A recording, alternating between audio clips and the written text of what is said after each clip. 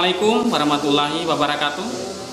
Bertemu kembali dengan pelajaran fisika. Kali ini kita akan membahas dinamika rotasi.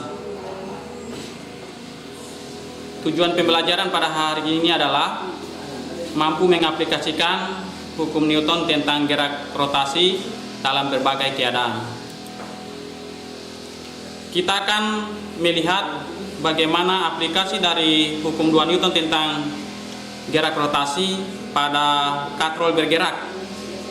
Di sini kita akan melihat sebuah benda yang dililitkan pada katrol, dan yang kedua adalah sebuah benda yang dililitkan juga dengan katrol tetapi dia berada pada bidang miring.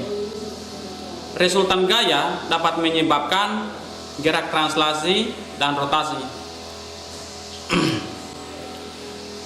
Untuk sistem yang bergerak translasi, maka berlaku hukum 2 Newton, sigma F sama dengan M kali A. Kemudian, jika sistem bergerak rotasi, maka berlaku hukum 2 Newton tentang gerak rotasi, yaitu sigma torsi sama dengan I kali alfa. Bagaimana memecahkan masalah pada sistem yang bergerak translasi sekaligus rotasi? Seperti pada gambar yang terdahulu tadi. Di sini saya akan menampilkan bagaimana strategi memecahkan masalah pada sistem yang bergerak translasi sekaligus rotasi. Yang pertama, kita gambar sketsa kondisi soal. Yang kedua, kita kenali benda yang mengalami gerak translasi dan rotasi. Yang ketiga, kita gambar semua gaya yang bekerja pada benda. Kemudian yang keempat, untuk benda yang mengalami gerak rotasi, kita tentukan gaya penghasil torsi. Kemudian kita gunakan hukum 2 Newton tentang gerak rotasi. Selanjutnya, untuk benda yang mengalami gerak translasi, maka kita tentukan dulu gaya-gaya penyebab dan kita gunakan hukum 2 Newton tentang gerak translasi.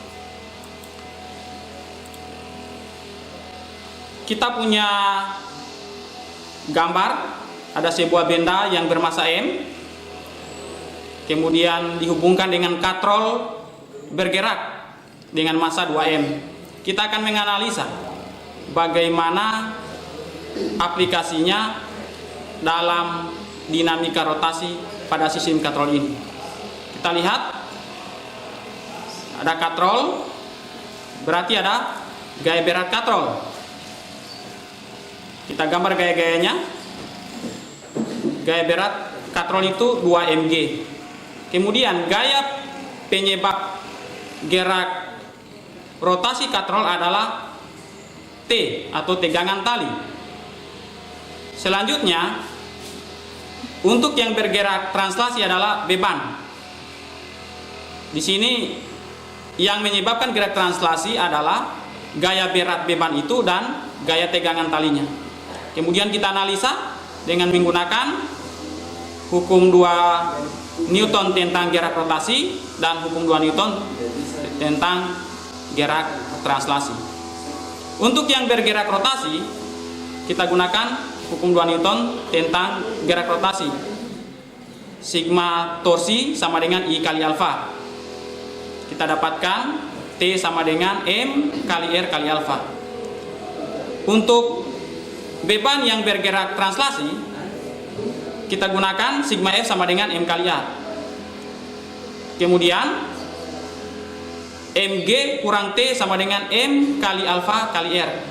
Kita dapatkan persamaan akhirnya adalah, setelah kita substitusi dengan persamaan untuk gerak rotasi, kita dapatkan alfa sama dengan G per 2R. Di sini saya akan memberikan sebuah contoh sistem katrol, kemudian dihubungkan dengan benda M1 dan M2. Kita akan menghitung berapa percepatan yang dialami oleh benda M1 dan M2. Kita analisa dulu. Kita gambar gaya-gaya yang bekerja pada benda maupun katrol. Ada T1 bekerja pada katrol, ada T2 pada katrol, kemudian ada W1, ada W2 itu bekerja pada benda. Kemudian percepatannya A itu mengikuti benda yang memiliki massa yang terbesar. Kita lihat gaya atau yang menyebabkan benda berotasi adalah katrol, atau benda yang berotasi adalah katrol. Penyebabnya yaitu T1 dan T2. Kita gunakan sigma torsi sama dengan I kali alfa. Terus kita dapatkan persamaan T2 kurang T1 sama dengan C/2 MK kali A, di mana MK itu adalah massa katrol. Kemudian benda M1 dan M2 itu bergerak translasi.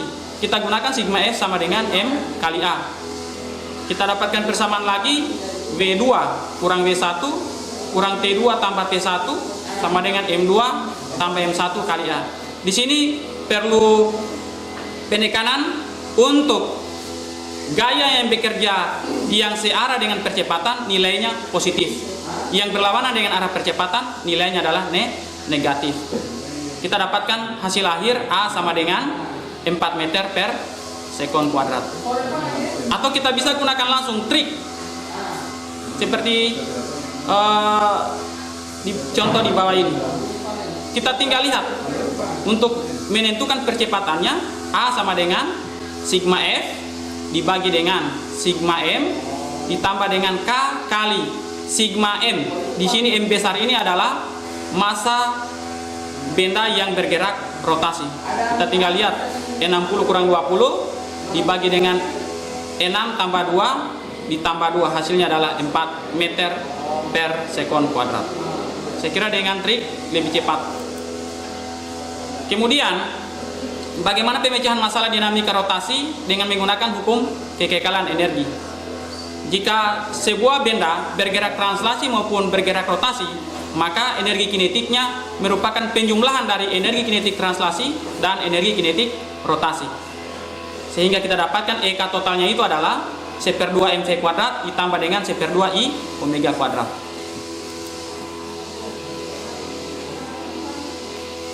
Contohnya dapat kita lihat seperti tayangan berikut. Ada sebuah bola pejal dengan massa 10 kg, jari-jarinya 20 cm. Kemudian bola menggelinding dengan kelajuan 5 meter per sekon dan kecepatan sudut 6 radian per sekon. Ditanyakan energi kinetik totalnya. Tinggal kita masukkan. Tetapi yang perlu diingat bahwa momen inersianya adalah momen inersia bola pejal, yaitu I sama dengan 2/5 m r kuadrat. Kita tinggal masukkan ke dalam persamaan. E total itu sama dengan EK rotasi ditambah dengan EK translasi. Kita dapatkan hasilnya adalah 127,88 joule. Selanjutnya kita akan bahas mengenai momentum sudut. Apa itu momentum sudut? Momentum sudut adalah momentum sebuah partikel yang bergerak rotasi.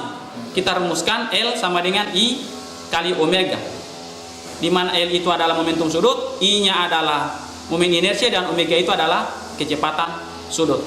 Arah momentum sudut itu ditentukan dengan menggunakan kaidah tangan kanan, di mana ibu jari itu menunjukkan arah momentum sudut dan keempat jari yang lain itu merupakan arah rotasi atau arah putaran. Ya, jadi begitu untuk menentukan arah momentum sudut. Kemudian besar momentum sudut partikel dirumuskan L sama dengan M kali R dikali dengan V. Contohnya seperti terlihat pada video berikut.